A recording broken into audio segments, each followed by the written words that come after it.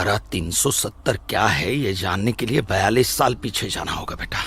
अंग्रेजों ने to nation theory के तहत हिंदुस्तान के दो टुकड़े कर दिए, एक हिंदुस्तान और पाकिस्तान। पाकिस्तान की बहुत इच्छा थी कि जम्मू कश्मीर का विलीनीकरण पाकिस्तान में हो जाए, और राजा हरि सिंह चाहते थे कि कश्मीर एक स्वतंत्र देश रहे।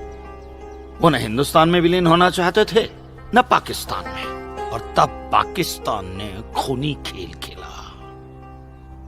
अक्टूबर 1947 में पठानी कबायलियों को जम्मू कश्मीर के खिलाफ उकसाया, कश्मीरी पंडितों का कत्लेआम करवाया। ऐसे हालात देखकर राजा हरि सिंह ने घबराकर नेहरू जी से कहा, कृपा करके आप कश्मीर को बचा लीजिए।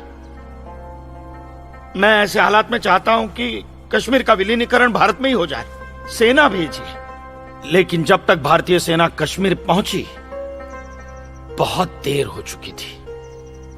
न जाने कितने कश्मीरी पंडितों का कत्लेआम हो चुका था। कश्मीर का 1/3 हिस्सा पठानी कबायलियों ने अपने कब्जे में कर लिया था। लेकिन अपनी इस नीच हरकत के बाद भी पाकिस्तान बाज नहीं आया।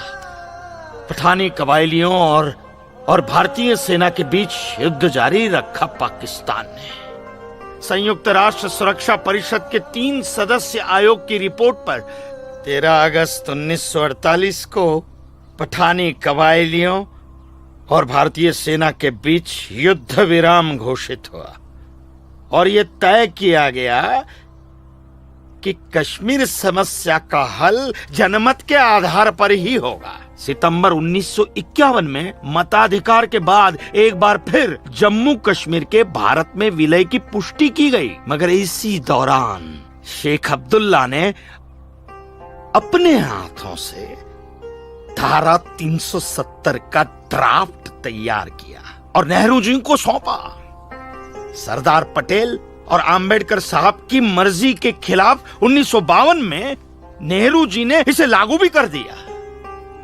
इसी धारा 370 की वजह से नेहरू जी ने कश्मीर को एक ऐसा विशेष दर्जा दे दिया जिसमें जम्मू कश्मीर राज्य ने हिंदुस्तान से अपना एक अलग संविधान स्थापित कर लिया।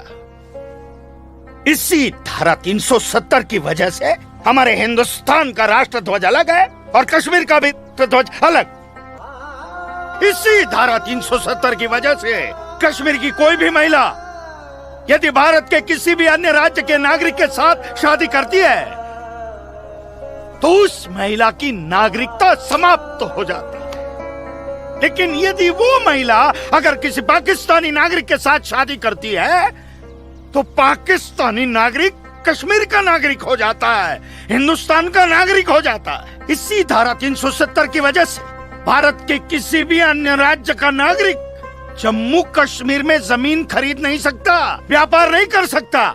लेकिन जम्मू कश्मीर का नागरिक भारत के किसी भी अन्य राज्य में जाकर अपना व्यापार कर सकता है, जमीन खरीद सकता है, कुछ भी कर सकता है।